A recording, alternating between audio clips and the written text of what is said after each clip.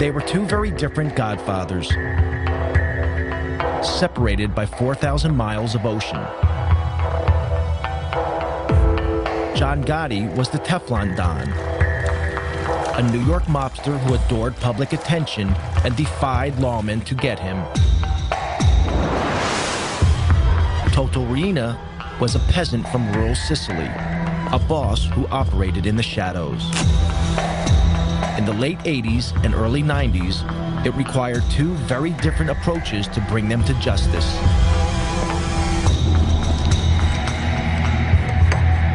In the United States, crime fighters were tireless in their pursuit of Gotti. If you don't disregard my phone calls, I'll blow you and the house up. In Sicily, it would take a revolution by the people of Palermo to put Riina behind bars.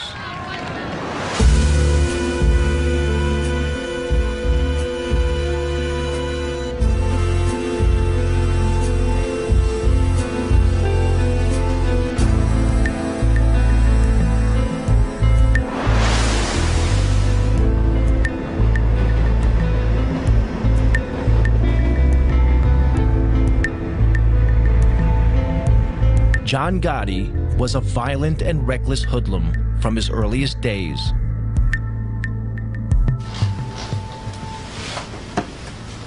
Henry Hill, a young gangster, was drinking in a bar when he first came across the teenage Gotti. All of a sudden, John comes in, that puts up work anyway, goes over to the card table and starts whacking the guy with a bat or a pipe or something. Just beating his head to death. He almost killed the guy. And he might have killed the guy, I don't know. The guy might have died, he might have thrown in the trunk that night, I don't know. Gotti had broken an unwritten rule of the mob. Violence should only be used when there are no witnesses. He walks over, apologizes to me. Completely all over the place. That was the first time I had ever seen him.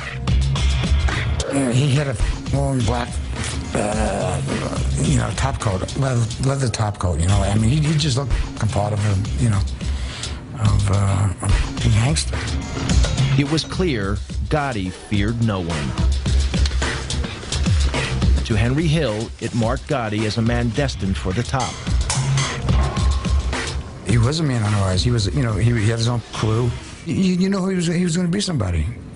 You just knew it. I mean, he had that presence. But one man stood in the way of Gotti's rise, Paul Castellano.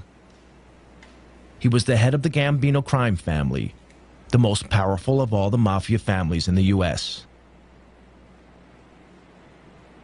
Castellano was an old-style hood, a mafioso who disguised his crimes behind a veneer of respectability.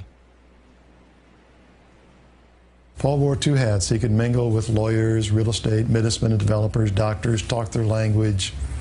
Then he wore his Gambino family hat, and he could sit there and discuss why this guy's got to get killed and say, okay, he's got to go. Gotti would have to eliminate Castellano to become boss. But Gotti was not the only one who wanted him out of the way. In 1983, President Ronald Reagan declared war on organized crime. The target was the mafia's ruling body known as the Commission. On it sat Paul Castellano.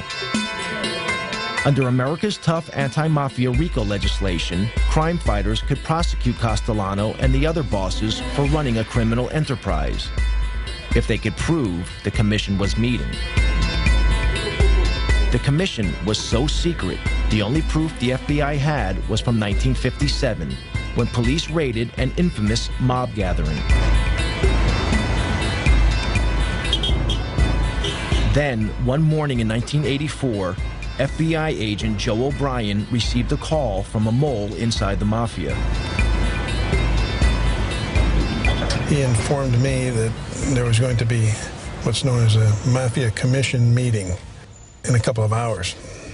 I didn't believe him, to be honest with you, because this was pretty much unheard of. These guys cannot afford to meet. That could be very incriminating to them.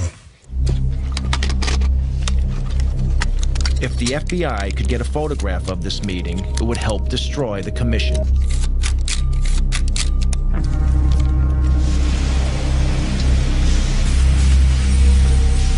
O'Brien and fellow agent Andy Currens staked out this building, a small house on Cameron Avenue, Staten Island, that belonged to a relative of a senior Mafia Don. The agents hid in the back of an unmarked van, a few hundred yards down the road. The van was right back here, right about where the white car is, right in front of the 54 there. That's about where we were parked. And we had a nice straight shot. There were no cars at that time. We had a straight shot down the street to 34 camera. So we sat there for 3 hours till about 4:30. And then they started coming out crime family by crime family. The top men in the Gambino, the Lucchese, the Colombo, and the Genovese families all emerged.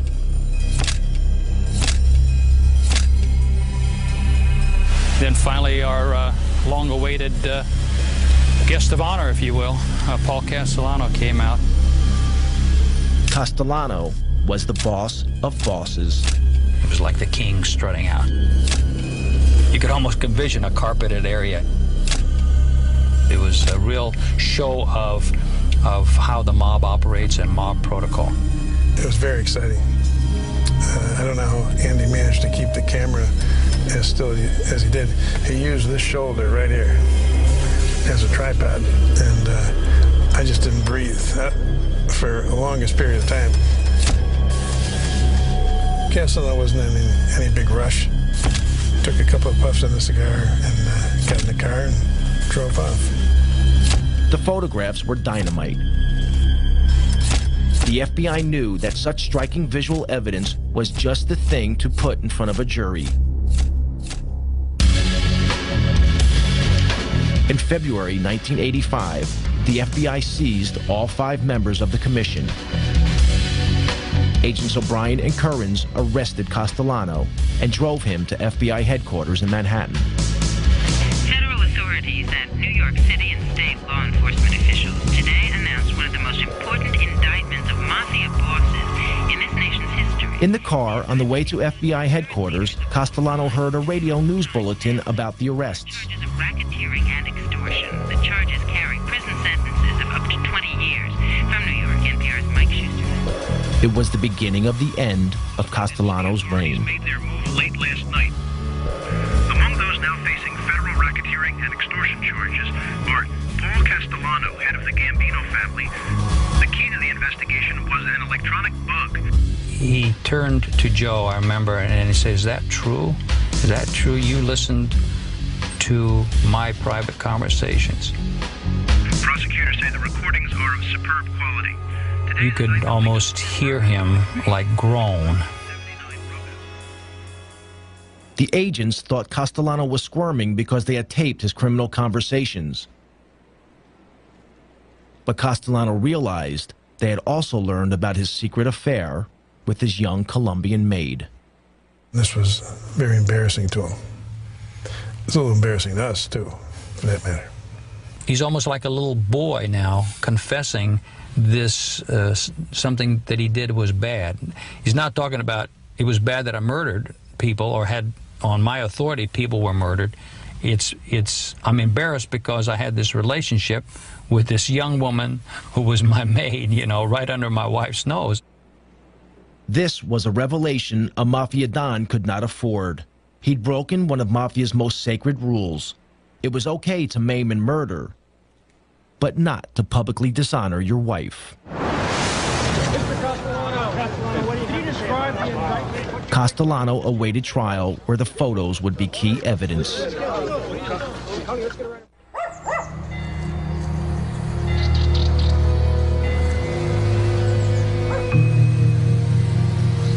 If the New York mob wanted to know what a mafia war was like, they needed look no further than Sicily.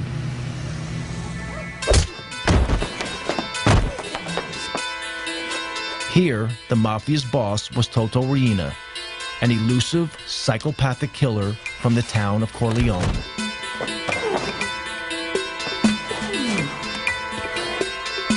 Corleone was a mafia stronghold set high in the mountains of central Sicily. It was the place that gave its name to Marlon Brando's character in the film The Godfather. Riina's cruelty earned him the name The Beast. Corleone had an unenviable reputation as a place where only the toughest mafiosi were born and bred. As one local anti-mafia fighter remembers.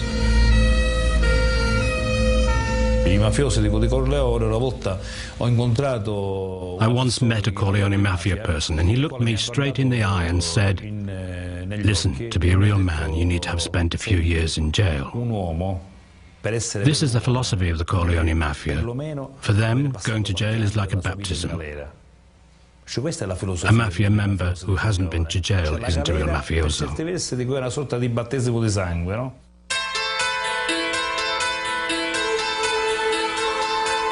Riina's crime family had seized control of the mafia in a vicious war.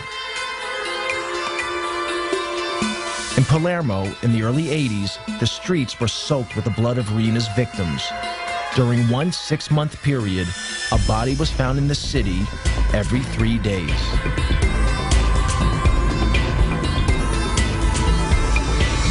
Palermo's mayor was Leo Luca Orlando, elected to office promising to end such crimes.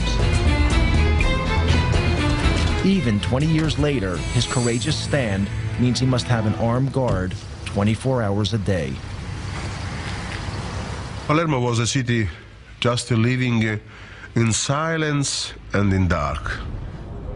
The way the citizens to avoid to be involved in these killings was to deny that the mafia does exist. Just to say, we don't see, we don't speak, we don't hear, it's not our problem, they kill each other, there's no risk for us. If we don't speak about the mafia, we will never be killed. The man leading the hunt for Riina was an investigating magistrate named Judge Giovanni Falcone. He had grown up in a rough area of Palermo, where some of his schoolboy friends later became mafiosi. Unlike them, he had chosen to fight for the law rather than against it. From his headquarters in Palermo's Palace of Justice, Falcone had been battling the mafia for over a decade.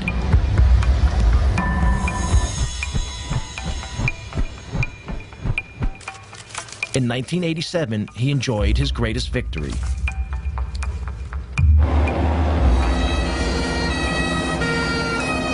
In the Maxi trial, over 300 mafiosi have been sent to prison, their sentences totaling almost 3,000 years. It was the most stunning blow the Sicilian mafia had ever received.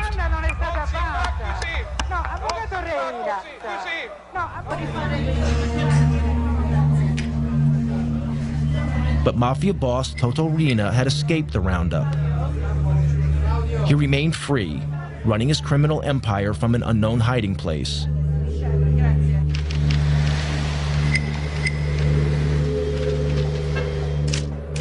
Falcone faced another danger, this one closer to home. He had few friends at the Palace of Justice.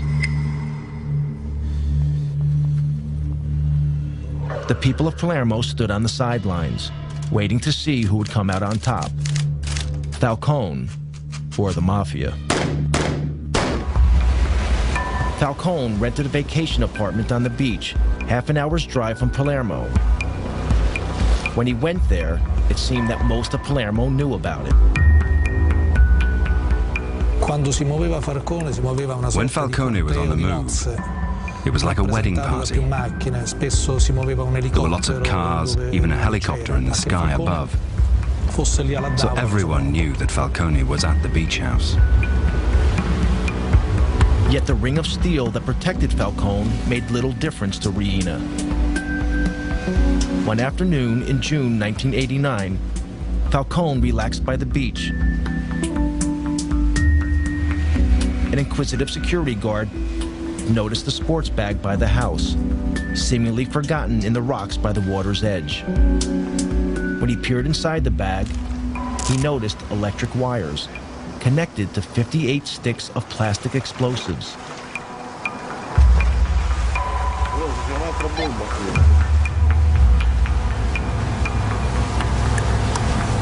The bag was wired to explode if it was picked up. The bomb did not go off. Falcone had cheated death.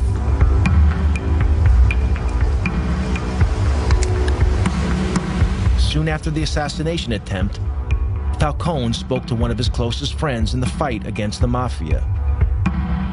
He made a chilling prediction. Come lui diceva poi, when we were talking afterwards, he told me, my life's mapped out. It's my destiny to be killed by the Mafia someday. Non posso che morire così. Non posso che essere ucciso. The only thing I don't know is when. Che non so. With Reen at large, Falcone was running out of time. Back in New York, the clock was also ticking for the American Godfather, Paul Castellano.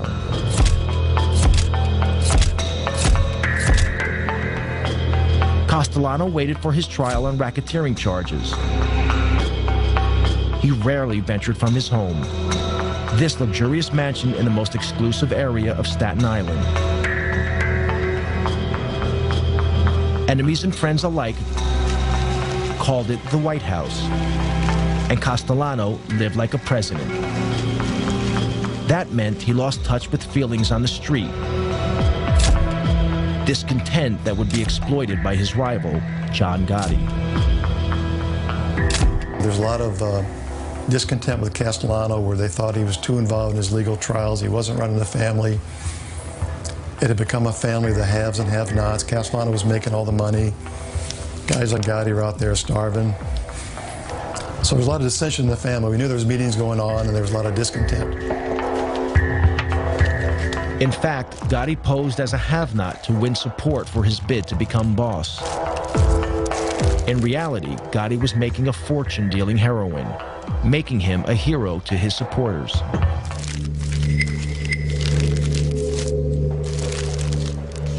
The law was onto Gotti's crew for drug dealing. That brought more heat on Castellano. So he planned to break up Gotti's crew. Gotti knew he had to act. The stage was set for a showdown.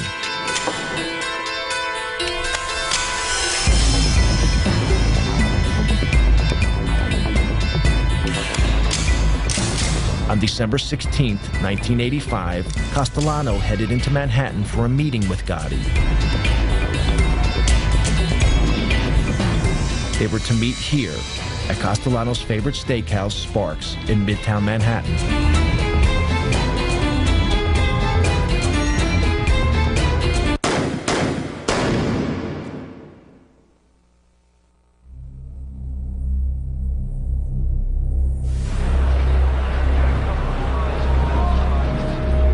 Outside the restaurant, Castellano and his driver were shot dead. Such a daring public murder shocked New Yorkers. It made the new Gambino boss a celebrity overnight.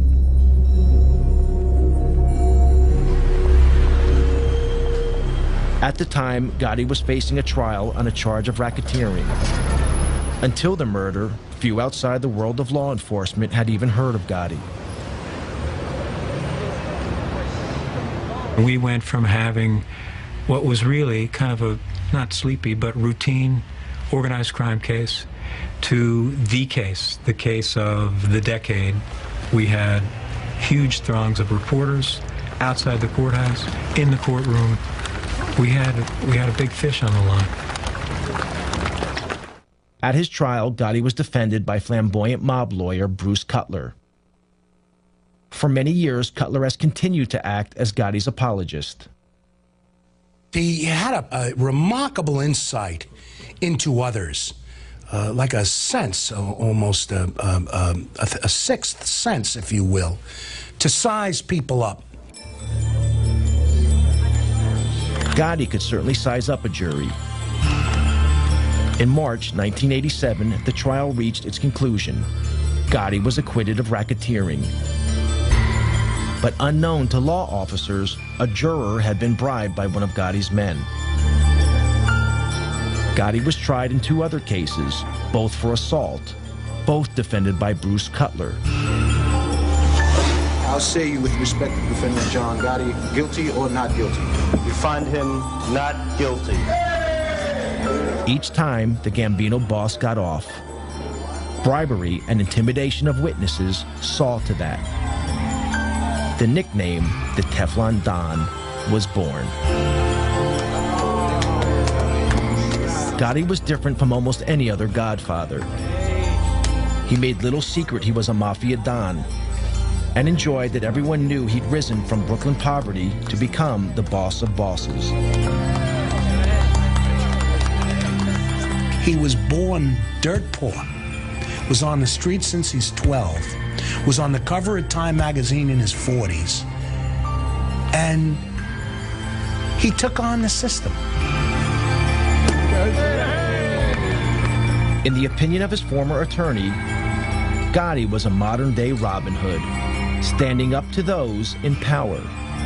Jewish people, Irish people, working people, union people, construction workers, policemen. My father was a detective. Some of our strongest supporters that used to cheer for us were local police, not because they're allowed to, but it was the alphabetized government thugs we fought. The FBI, Internal Revenue, INS, CIA, those faceless, robotic government thugs that come at you and can destroy your life. The murderous reality of Gotti's brutal reign was very different. Gotti's love of public adoration would be exploited by the FBI and prove to be the Teflon Don's undoing. American mob boss John Gotti loved the limelight, but the head of the Sicilian mafia, Toto Riina, stayed out of sight.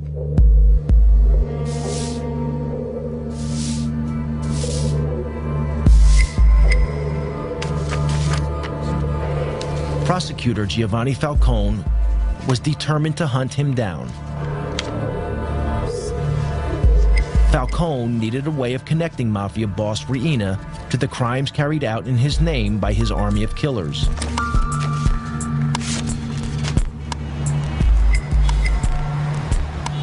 The answer was in America.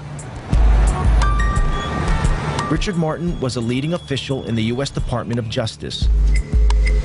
He and Falcone had worked together for years. Their biggest success, breaking the heroin smuggling link between Sicily and the United States, known as the Pizza Connection. Falcone relished his trips to the U.S. The life that he led in Sicily was almost the life of a prisoner. He went from a bulletproof car to a protected office. Instead, when he came to New York, he could go shopping, he could go to restaurants, he could come to our offices, we could go to our homes and meet our families together. And so for him, New York was like freedom. Falcone's visits to New York were for more than pleasure. He had been impressed by America's tough anti-mafia laws. Laws that allowed the U.S. government to target mafia boss Paul Castellano and to bust the commission. I think it also liberated his thinking and allowed him to sort of see beyond his own sort of realm coming here. So I think he not only enjoyed it, but I think it was very good for his vision of the way that he was going to attack the mafia and the way in which he would work with Italian law enforcement. In 1991, a new justice minister took office in Rome, determined to finally crush the mafia. He offered Falcone a job at the ministry as overlord of the anti-mafia campaign throughout Italy.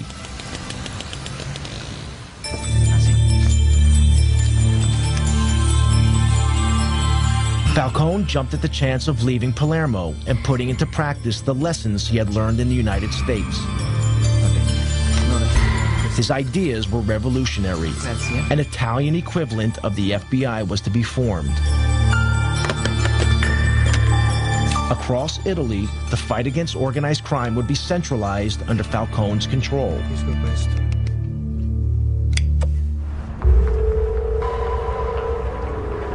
Reina, the beast from Corleone, felt threatened. A few years before, he had failed to kill Falcone at his beach house. Now, Reina would try again.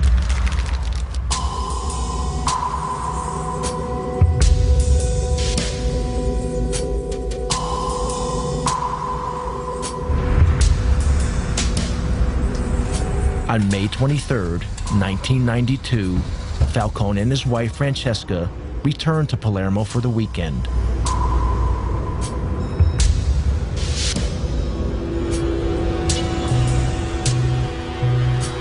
A few miles from the airport, several of Reina's men had placed a half-ton bomb in a drain pipe under the highway that ran from the airport to the city.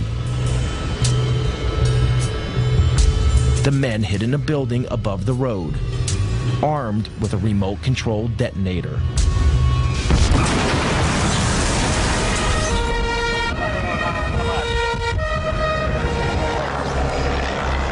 A massive explosion ripped open the highway.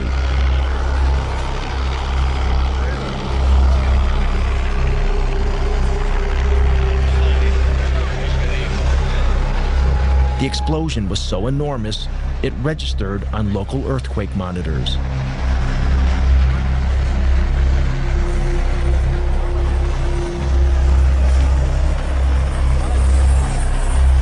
Giovanni's sister, Maria Falcone, was at home when she heard the news of the explosion. Sono scappata appena mio marito mi ha detto di che si trattava. When my husband told me what had happened, I rushed out of the room. I phoned the police. They told me Giovanni had been taken to hospital. When I got there, Francesca's brother told me Giovanni's dead.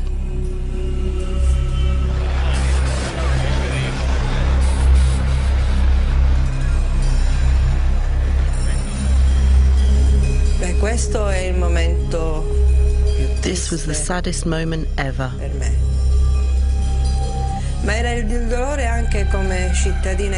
Not only for me as a sister, but also as an Italian citizen. Because we felt that in losing Giovanni, our greatest chance of beating the mafia had gone. Falcone was not only a colleague, I was proud to think of him as a colleague, but a friend. I was enormously saddened, and it was as if part of what we all worked for had been lost. Reina reputedly threw a party, toasting Falcone's demise with champagne.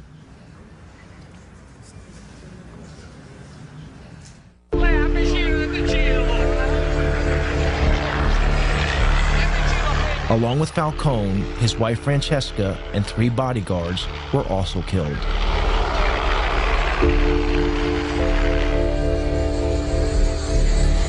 Thousands gathered at the church of San Domenico in Palermo for the funeral, waiting patiently for hours in the rain. The funeral was broadcast live on national TV. Across Italy, all regular television programs were suspended. Parliament declared a day of mourning.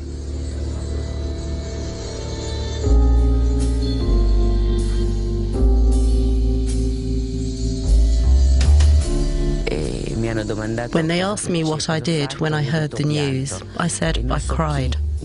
Someone said, "You're Judge Ferraro. What do you mean you cried?" I replied, "Yes, I cried, and I'm not in the slightest bit ashamed of it." Italy was shocked and angered. It didn't deter Toto Riina. Anyone who stood in his way would meet a similar fate.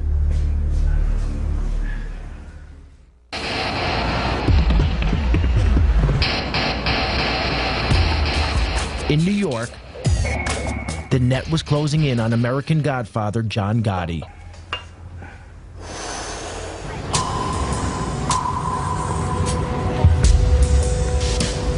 This clothing store in Manhattan's Little Italy was once the Ravenite Social Club, the nerve center of the Gambino crime family operation.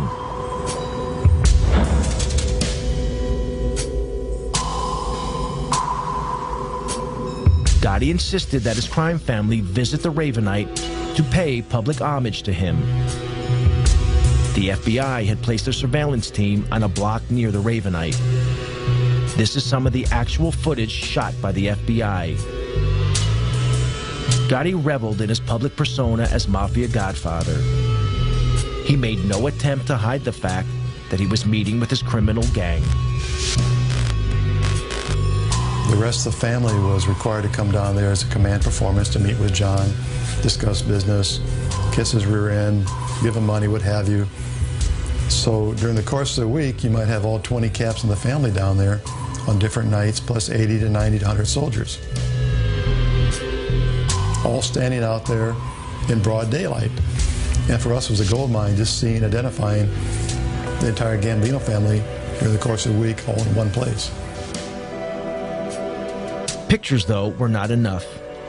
To get a conviction, the FBI also needed to hear Gotti talking about his crimes.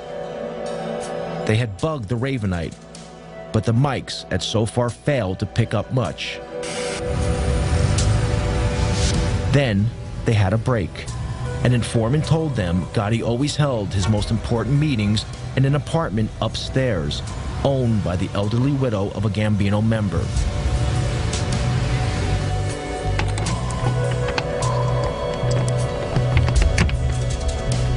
When the old lady went on vacation, FBI agents broke in and placed a bug in the apartment.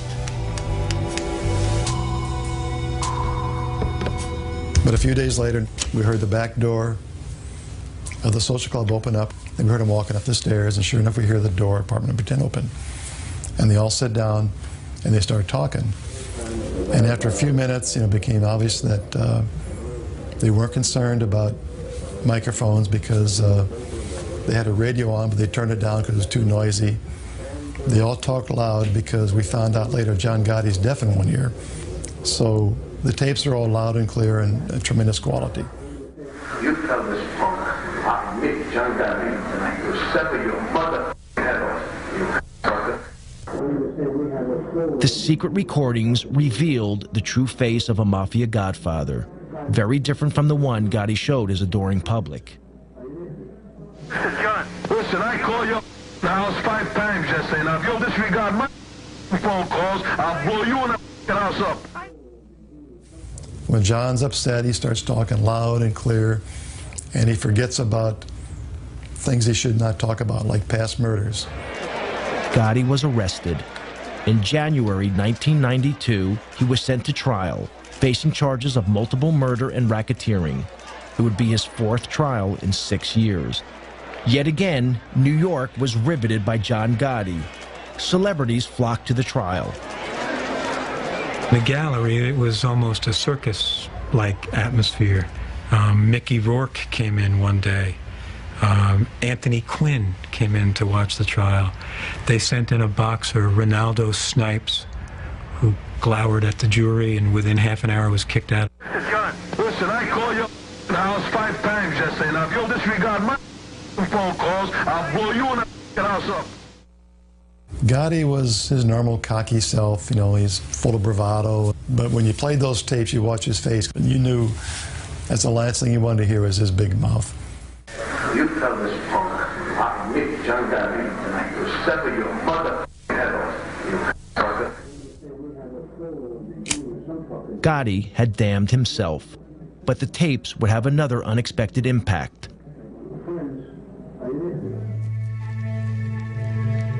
Also arrested with Gotti was his loyal right-hand man, Sammy the Bull Gravano. Dominic Montiglio went to school with Gravano. Later, both men would become mobsters with the Gambino crime family. Sammy was always a tough kid. He and I went to school together from when we were like in kindergarten. I mean, he killed his brother-in-law. You know, Louis, which was like his childhood friend. I mean, you know, Louis Melito. They grew up together and hung out together. They stole together. They did all of that. He killed Louis. You couldn't trust Sammy. Gravano had become disillusioned with Gotti. To Gravano, a real godfather shouldn't be courting publicity. He should be operating in the shadows, like Paul Castellano had done. But Gotti had no respect for anyone, including his underboss, something that the FBI exploited. At a pretrial hearing, Agent Bruce Mao played Gotti and Gravano a tape. On it, Gotti was extremely critical of his underboss. I met you too.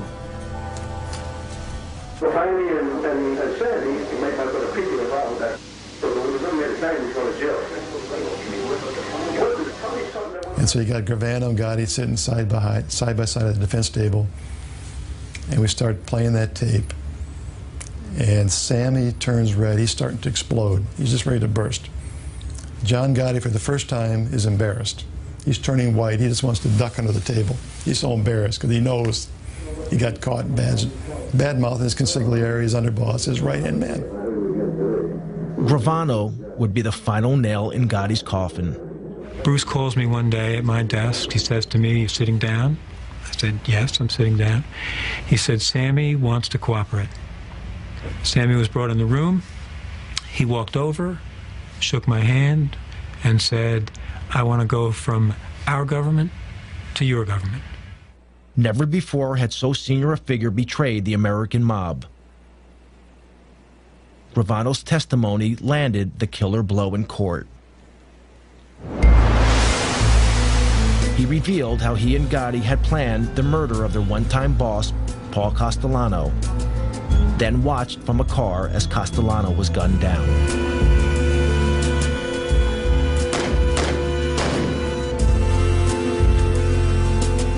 Gravano was a fantastic witness, and John Gotti acted like someone who knew he was going to be convicted, and he was really worried about it. He was ornery, snapping at me, snapping at his lawyers. It was, I enjoyed watching it. In April 1992, Gotti was found guilty on 13 charges, including murder and racketeering. The judge sent the Godfather to one of the toughest jails in the U.S., Marion Federal Penitentiary in Marion, Illinois. The sentence was steep, life without the possibility of parole. Despite the evidence of the tapes and Gravano's testimony, Gotti's attorney in his first 3 trials still protest Gotti's innocence. If you're asking me, do I agree with the label that he was boss of some Gambino group, I say no. To you, I've said no all my life. He said no. I don't say he was an altar boy or a saint. He was one tough cookie. But he said he was not part of any mob.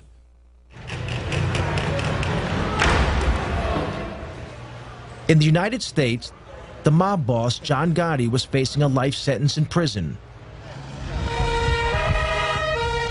But in Sicily, the Italian government seemed powerless. Mafia godfather Toto Riina killed at will. Anti-mafia prosecutor Giovanni Falcone had been murdered. Palermo waited anxiously for Riina's next move. Falcone's mantle had fallen to another magistrate, Paolo Borsellino. Borsellino and Falcone had grown up together and had devoted their adult lives to fighting organized crime.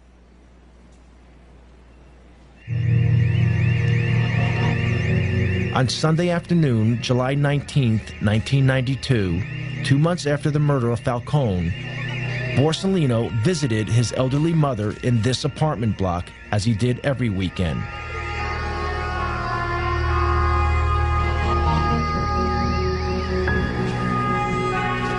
A massive car bomb exploded, killing Borsellino and 5 of his bodyguards.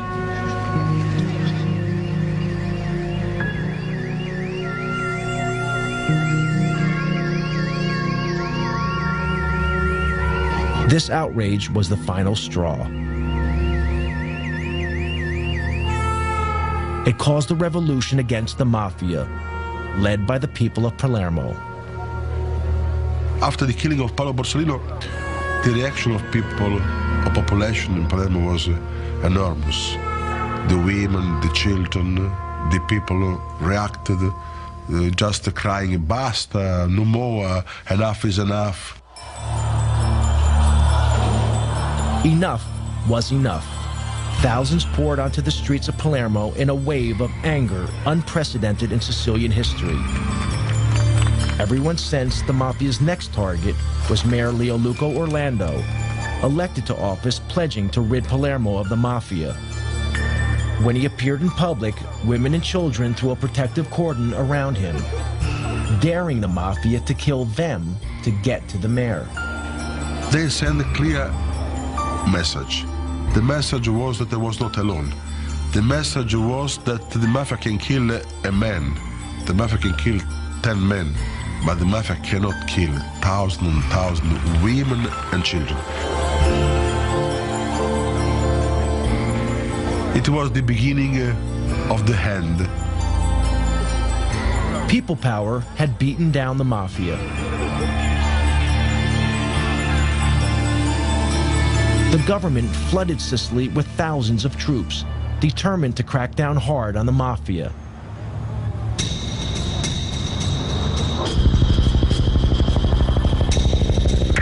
In January 1993, Italian police nabbed the biggest prize of all. Following a tip-off, Toto Riina was finally arrested.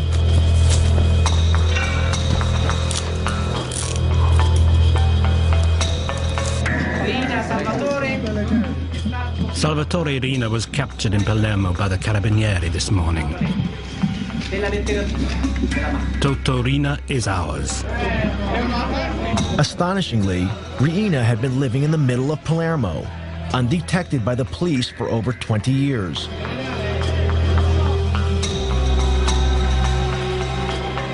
When Riina was paraded in public, Italians were shocked. This inoffensive-looking, peasant-like character was responsible for the brutal slayings of Falcone and Borsellino, along with hundreds of others. At his trial, Riina painted himself as a poor old man who knew nothing about the mafia.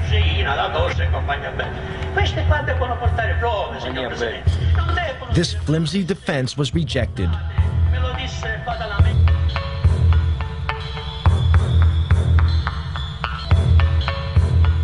Riina was sentenced to life imprisonment to be served away from Sicily in a jail on the Italian mainland.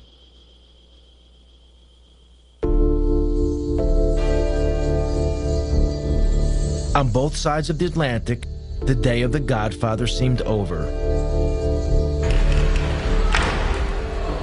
John Gotti died of cancer in prison in 2002, 10 years into his life sentence.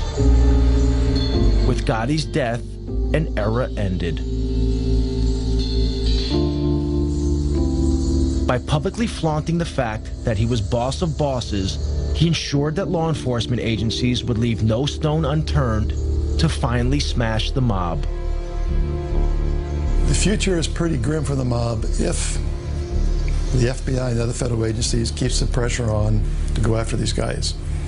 The biggest mistake we could make is declare that the war and the mob is over with, we've won, and go off to do other things. These people are very resilient. 5 years they could regroup, reorganize. They'll never be as effective as what they were 30 years ago, but they'll still be a viable criminal force. In the U.S., the mob is moving with the times. They're involved in internet fraud, sex phone lines, and stock exchange scams. But they are no longer the power they once were. And the FBI is determined to not let Russian, Chinese, or other immigrant criminals dominate their neighborhoods in the way Italian gangsters once controlled theirs.